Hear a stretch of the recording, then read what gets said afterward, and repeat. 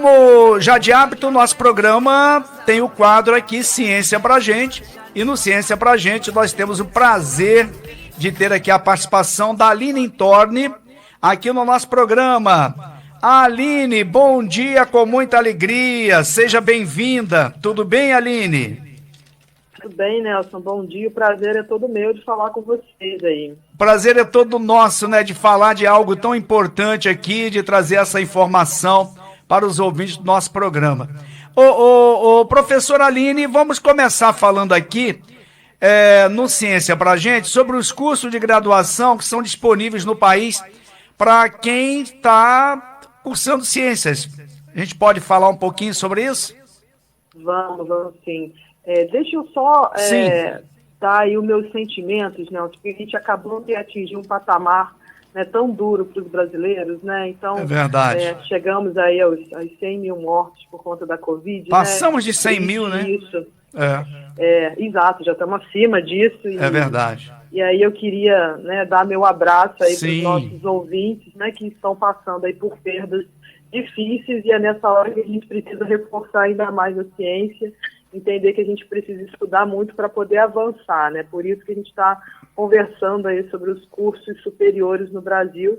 Eu vou passar um pouquinho desse cenário para você agora, para os nossos ouvintes aí que estão procurando um curso superior para fazer, quem sabe, né? É verdade, né?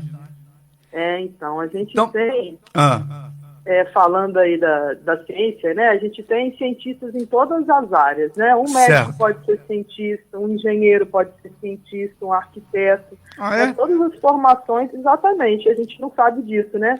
Todas as formações, elas podem, elas estão trabalhando com conhecimento, produzem conhecimento, e a gente pode ter cientista a partir aí de todas as profissões, né? De um modo geral, você vai fazer um mestrado e um doutorado para melhorar, aperfeiçoar.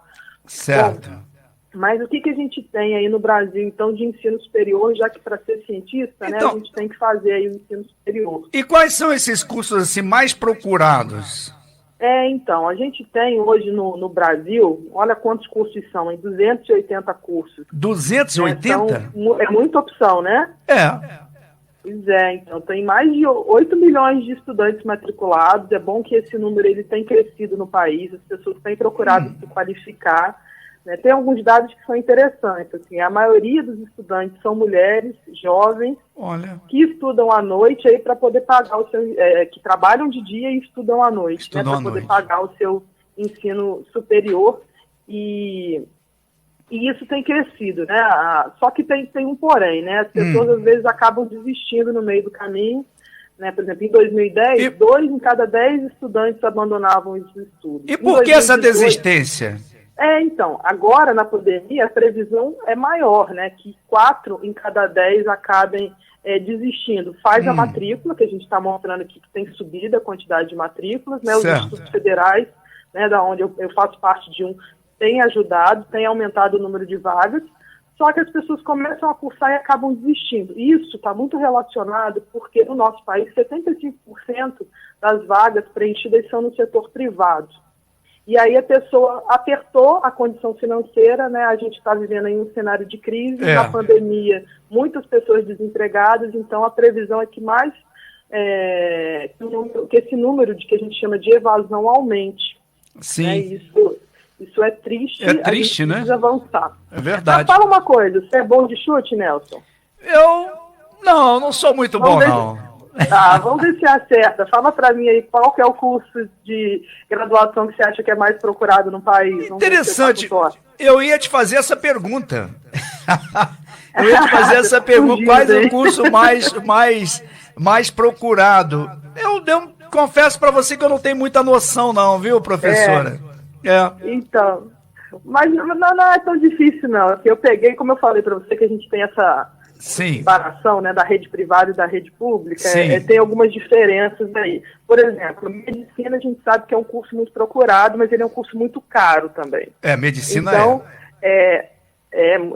a mensalidade para você fazer no privado é muito um valor elevado. Então, na rede pública, ele é um dos cursos mais procurados. Já na rede privada, não, porque é um curso muito caro. Na rede privada, a gente tem que direito é o curso que ganha, né, no país todo. a gente tem mais matrículas nos cursos de direito, tanto na rede pública como na privada. Agora, professora, faço uma pergunta. O que tem a ver o direito com a ciência?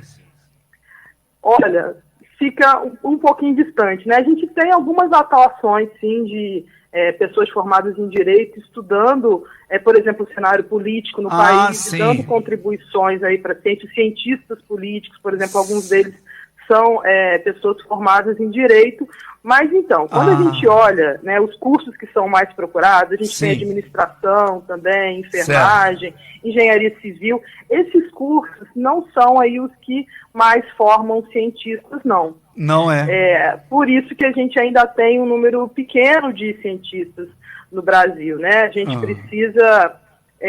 porque o que acontece também, né? O cientista, normalmente ele vai fazer um mestrado, um doutorado, ele vai ter que se aperfeiçoar, né, em alguma área. No programa. Exato, a gente conversou que são quase 10 anos de formação. Então, esses cursos mais procurados, eles são aqueles que dão mais retorno financeiro para as pessoas. Certo. Eles são mais relacionados com empregabilidade. Então, ainda não consegui responder a sua pergunta da semana passada, né? Qual é a área aí onde a gente tem mais cientistas se formando, mas vamos ver se eu chego lá agora. Tá certo. Porque a gente tem os números aqui da pós-graduação. É importante a gente falar assim, que o brasileiro ele tem procurado mais os cursos de graduação, mas que a nossa realidade ela é ainda inferior, né, ao que a gente vê nos países desenvolvidos, tá? 20% aí dos brasileiros, né, entre 25 e 34 anos, que é aquele público que mais está trabalhando, que é a nossa força de trabalho, tem ensino superior. Nos países desenvolvidos, isso sobe para quase metade, né, desse público, né? Então a gente precisa melhorar aí a nossa formação. Quando a gente olha para a pós-graduação, né, o cenário fica mais complicado ainda, porque lá no início, na graduação, a gente tem 8 milhões de matrículas. Na pós-graduação, de mestrado e doutorado, a gente só tem 120 mil. Nossa! O funil vai ficando apertadinho aí e, infelizmente, poucas pessoas têm essa oportunidade. O que é triste, porque o que acontece? As pessoas que têm uma maior formação, gente, lembra que nosso pai, nossa mãe falavam, estuda que você vai ter um trabalho melhor? Isso é verdade. Os números mostram isso pra gente. Né, quando a gente olha as pessoas que estão perdendo o trabalho, são aquelas que têm uma menor formação, uma menor qualificação. Por quê? A realidade é dura. Se eu tenho muitas pessoas com pouca formação, é fácil de eu substituir, sabe? Eu mando embora e consigo outro para colocar no lugar facilmente, às vezes por um salário até menor, né? É a nossa dura realidade. Então, as pessoas que conseguem fazer graduação, pós-graduação, normalmente quando elas se fixam no mercado, elas não saem. Elas têm, dificilmente elas são mandadas embora, né? E aí, respondendo a sua pergunta, como é que está a ciência aí com relação às pessoas que são formadas, não é à toa que eu estou aqui, né? A maior produção aí de cientistas, né, de artigos que são produzidos, são mais na área biológica no país. A área biológica? Eu sou bióloga. Sim. Então, isso impacta a área da saúde, né, onde a gente consegue ter inovação, impacta muito a agricultura, como a gente já conversou aqui. Sim. Mas tem outras áreas também, eu lembro que você também perguntou, assim, aquelas áreas que tem um número menor de pessoas envolvidas, e eu comentei com você que as ciências duras, né, isso acontece, assim, matemática, física. Por outro lado, o desempenho dos trabalhos que são realizados, o impacto, né, no mundo é muito relevante nessas áreas, mais até do que o da área biológica, que a gente produz mais, mas a gente ainda precisa melhorar na nossa qualidade, no nosso impacto. Na área, por exemplo, espacial, semana passada, né, foi enviado um robô para Marte pela NASA e tem um brasileiro lá na equipe. Sim. Né, um pesquisador que trabalha na NASA. Então, assim, essas pesquisas espaciais, as pesquisas de física, elas têm recebido um investimento no país. Um número menor de pessoas atua, mas o que eles produzem é de excelente qualidade. Que ótimo, né? É muito bom. É verdade. Tem uma área que foi comentada aí agora, na questão do cientista político. Essa área é uma área de um mercado promissor? É um bom mercado para quem atua nela? Olha, então, o cientista político, ele entra na parte das ciências humanas, né? Que, apesar de toda uma discussão que a gente teve um tempo atrás aí, do impacto que as ciências humanas têm, do quanto elas contribuem para o país, elas são essenciais. Agora, na pandemia, essas pesquisas que a gente traz aqui, assim, a gente viu que a pandemia escancarou todas as nossas desigualdades. É um cientista da área humana que vai fazer isso. Quando a gente olha os dados de corrupção no país, é um cientista político que vai fazer isso. Exato. Então, assim, tem toda uma empregabilidade, a gente tem muitos problemas sociais no nosso país, e são esses cientistas, né, da área social que vão atuar, né, fortemente para a gente conseguir avançar e diminuir essa desigualdade, que é um problema enorme que a gente tem. Certo. Tem uma questão que não está dentro da nossa pauta que eu vou te perguntar. Vou fazer uma pergunta muito direcionada à nossa região. O norte e noroeste do estado do Rio de Janeiro tem boa procura de pessoas para estudarem nessa área da ciência? Com a UENF, né, que a gente tem aqui, a gente também tem um Instituto Federal Fluminense, a gente tem uma boa procura sim, porque a UENF, gente, né, não sei se todo mundo sabe, mas ela está entre as 15 melhores universidades do país. Ela está, junto com a UFRJ, como uma das melhores universidades do Rio de Janeiro. Sim. E isso faz com que ela tenha cursos de pós-graduação excepcionais. Né, a gente tem muita colaboração internacional aqui na UENF. Isso dá uma visibilidade para a nossa ciência, porque a gente vai para os Estados Unidos, a gente vai para a Europa, a gente vai para a Ásia, para a China, para o Japão, aprender com essas pessoas e consegue melhorar a nossa produção. A UENF tem todas essas parcerias, então, como a gente tem esse polo aqui, por isso que é importante a gente ter as universidades, os institutos federais, as instituições de ensino superior, porque elas fomentam isso na região. E a gente precisa disso aqui no Norte, porque, né, você deve saber que os nossos índices de desenvolvimento humano, eles ainda são baixos, muito baixos. Precisa melhorar bastante. E a ciência nos ajuda com isso, né? Isso tem um impacto. A universidade aqui, quando ela foi criada por Darcy Ribeiro, ela foi pensada em ser uma universidade para formar cientistas, né? Da história da universidade, isso é algo interessante. Então, felizmente, a gente tem esse polo que fica em Campos, que está em Macaé também, mas está espalhado por São Fidélis, por Itaperuna, através do CEDERJ. Do CEDERJ. Isso, e esses alunos, eles têm a possibilidade de estar aqui na universidade, eles são alunos da universidade, né, envolvidos aí com o ensino à distância, que cresceu muito nos últimos anos, e viabiliza, né, que a ciência chegue para essas pessoas e a gente forme cada vez mais cientistas.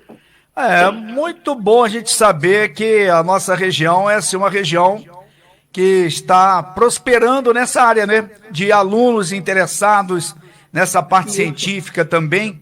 E num contexto geral, não sei se a professora Aline tem informação. São Fidélis tem uma boa procura de fidelenses para atuar nessa área da ciência,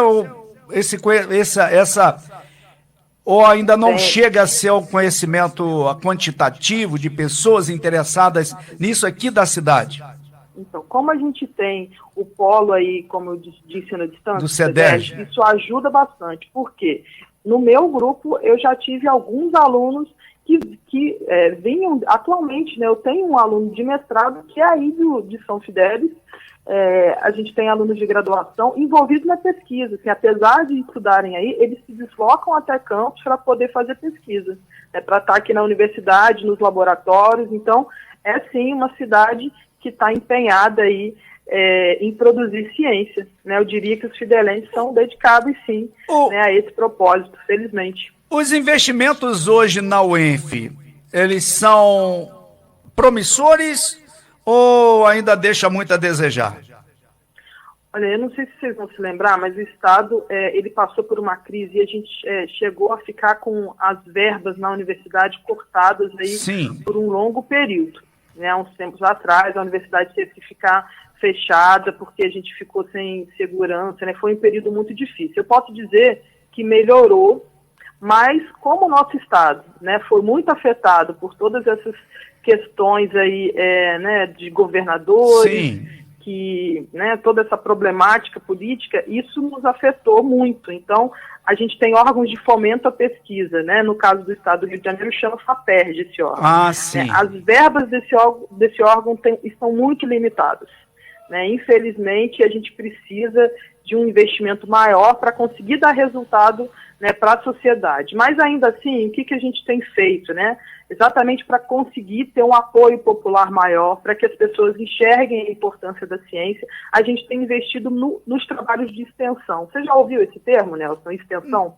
Já ouvi. Já ouviu? Já. Então, o que é isso, né, para as pessoas que estão ouvindo aí entenderem? É a pesquisa indo até a comunidade, que é exatamente o que a gente está fazendo agora. Certo. A gente está aqui conversando com as pessoas, mostrando os impactos que a ciência tem, para que as pessoas entendam isso, né, e junto a gente consiga pressionar o governo, né, e ter mais desenvolvimento para a ciência, né? Por exemplo, só no ano de 2018 e 2019, as ações do meu grupo, né, que são vários alunos envolvidos, a gente teve mais de 20 cidades presencialmente espalhadas no estado. Foram mais de 15 mil pessoas que foram assistidas pelos nossos trabalhos. Olha como a gente consegue impactar, né? A gente estava lá dando curso, fazendo feiras de ciências, mostrando para as pessoas. Agora, na pandemia, né, a gente está aqui com você e muitas pessoas estão nos ouvindo. Nas redes sociais lá do Ciência Pra Gente, a gente tem tido um alcance de mais de 20 mil acessos, né, visualizações nos materiais que a gente tem produzido. E isso é extensão, né? Está lá dentro do trabalho do pesquisador, né? Conversar com a comunidade, isso é extremamente importante para dar resultado e conseguir mais apoio. É isso que a gente precisa hoje. Muito bom, eu acho isso importante e precisa... Eu sempre falo, não é de agora, mas os governantes são muito omissos em relação a investimento quando se fala em saúde, quando se fala em educação, até porque os recursos existem, mas lamentavelmente a gente vê como foi no Rio de Janeiro agora, nesse período da pandemia, os desvios de recursos públicos que era para ser aplicado na saúde, que foram para cofres particulares. É uma vergonha e a gente só tem que lamentar isso, né? E os números, as mortes, as perdas, só crescendo, né? É verdade. Enquanto o investimento só cai. Por falta do investimento. Cobrar. É verdade. Lembrando que as eleições estão aí, hein, gente? Daqui a pouco, novembro, todo mundo tem que estar para isso, e cobrar e votar, pensar no seu voto, né? Pensar no amanhã, não é só no agora. Tem que ser muito consciente, gente, buscar isso, né? Para saber o que pode ser de melhor para cada um de nós. Tá atento à fala, né? Sim.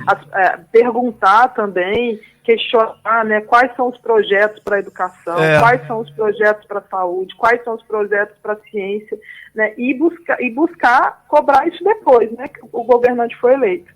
Verdade. Tá bom, Aline. Acho que tá bem comentado aqui o assunto de hoje, né? Tá ótimo. Espero que agora a gente consiga ter mais ingressantes no ensino superior. Isso vai dar retorno financeiro para todo mundo. Vai dar uma qualidade de vida maior para as pessoas. E a gente está sempre estimulando as pessoas a estudarem, a procurar os cursos que nós temos aqui na nossa região, facilidade até, se a gente for comparar com grandes centros, né? Nós temos uma grande facilidade para isso, para desenvolver essa parte com os nossos jovens, principalmente, né, ingressando aí em universidade, faculdade, enfim. As oportunidades estão aí para todo mundo. Isso, tem que se dedicar, gente. Difícil, né? É verdade. Mas tem que continuar insistindo. Tá certo, minha amiga. Grande abraço, um bom dia com muita alegria. Um abraço para você, viu? Obrigada aí por tudo. Mais uma vez, o nosso muito obrigado pela participação aqui no programa, nesse quadro Ciência Pra Gente. Muito obrigado, Aline. Bom dia. Bom dia. Até terça. Até mais. Até terça, se Deus quiser. Tá bom, minha amiga? Valeu. São 11h24, gente. 11h24. Tá vendo? A gente traz informação para você ficar bem informado. Esse é o...